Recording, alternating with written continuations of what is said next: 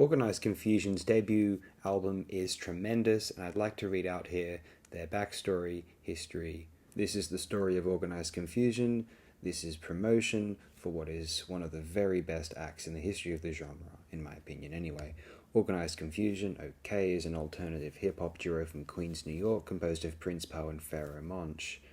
Group members Prince Po and Pharaoh Monch began their career under the name Simply Too Positive, MCs. Originally, Po was the rapper and Pharaoh was a beatboxer, but after realizing his rhyming skill, Monch joined Po as MC.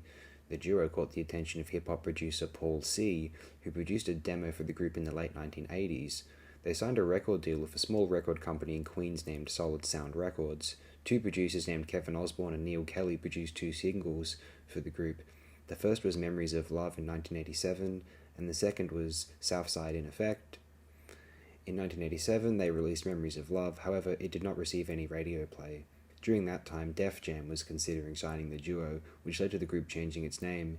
In an interview with HalftimeOnline.net, Monch stated, "We had shopped the demo to Russell Simmons at Def Jam through Bobito Garcia, and we were hype on the name. We had a couple of offers, but of course we wanted to sign with Def Jam. He turned us down, but he turned Nas down too, so I didn't feel that bad. About 2 weeks later, we see Russell in the club and he revisits the idea and we exchange numbers. We call him one time and he was like, I'm considering signing the group, but first and foremost, y'all gotta change that whack-ass fucking name. What the fuck is that? So we went at it hard with names to come up with some new shit, because if Russell said that this shit is whack, it's whack. We were tossing names around and my man Carlos called me. He had pulled out the Organized Konfusion record and he was like, what do y'all think about Organized Konfusion? That's how the name came about." Paul C. was murdered in 1989, but the duo went on and signed a record deal with Hollywood Basic. In 1991, the group released its critically acclaimed self-titled debut album, Organized Konfusion. The album was produced entirely by the duo and featured only one guest appearance, provided by the group's childhood friend, future DITC member OC, who appeared on the single Fudge Pudge. The album's single, Walk Into the Sun, became a minor hit for the group, peaking at number 15 on the Hot Rap Singles chart. The album itself did not make any Billboard chart, despite high praise from numerous sources, including AllMusic, which granted the album a perfect 5-star rating, with reviewer Stanton Sweetheart stating that it is arguably the underground hip-hop album of the 1990s. The duo returned in 1994 with their second album, Stress, The Extinction Agenda. This album was once more low on guests, featuring another appearance by OC and A Tribe Called Quest's Q-Tip, who both appeared on the song Let's Organize. The album's lead single, Stress, charted on the Hot Rap Singles chart, but the most famous song from the album is arguably Stray Bullet, a concept track which sees the MCs describing the travels of a stray bullet in first-person narrative. In 1996, they appeared on the Red Hot Organization's compilation CD, America is Dying Slowly, alongside Biz Markie, Wu-Tang Clan, and Fat Joe, among many other hip-hop artists. The CD, meant to raise awareness of the AIDS epidemic among African-American men, was heralded as a masterpiece by The Source magazine. Following the release of Stress, Organized Konfusion moved from Hollywood Basic to Priority Records. The group's third album, The Equinox, was released in 1997. The album featured a concept, complete with numerous storytelling skits. Many saw the concept as a failure, which led to the album receiving less critical acclaim when compared to the group's previous efforts. Led by the single Somehow, Someway, the album managed to reach higher on the Billboard charts than its last two albums. I actually kind of like The Equinox. I might make a video on that one day. I have some defense of it. We'll see when we get there. After this release, Prince Po and Pharaoh Monch split up to pursue solo careers. In a 2005 interview with MVRemix.com, Prince Po discussed a breakup. Well, we broke up because we didn't want to hear the fans say the same thing like, you're dope, but you are not getting the right promotion. That gets tiring. We had 3 albums and fans thought we were dope but didn't have the right promotion. We didn't want that shit to run us into the ground. People kept saying that. It was a hopeless situation, but would we always be dope? We wanted to preserve the name. I don't think the records would have been the classics that they are if we kept on throwing records out like it was nothing. Right now we are trying to make some moves and put out an Organized Konfusion remix album. We're just trying to make moves on another side. After we came off the road, I was tired. Besides writing, I was doing most of the business. I would say that I was doing 90% of the business. I would always sit down with Monch and discuss it with him. We did do 50-50 on everything. I was burnt out. I was writing rhymes, making beats, doing the business, talking to the labels, and building with the managers. I made sure the job got done while Monch was able to be an artist. That was cool. Monch is my brother, but I wanted to get to a point where I could be creative, make songs, and worry about being an MC or producer. Even now, that won't happen because I have a company and artists who I'm working with. The job will never get easier. It will always get more tedious. The difference is that I'm ready for it now. I had to take that break.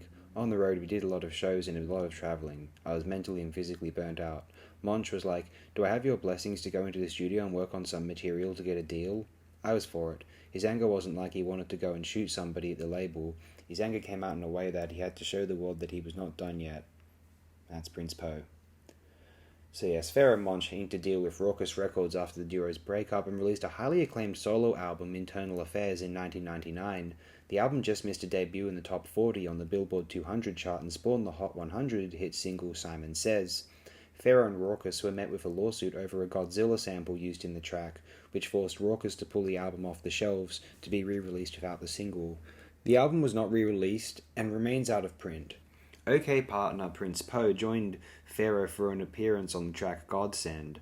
Other album guests included Cannabis, M.O.P., Busta Rhymes, Apani B, Common, Talib Kweli, Redman, Method Man, Lady Luck, and Shabam Sadiq. Prince Po released his solo debut, The Slickness, in 2004 on Lex Records.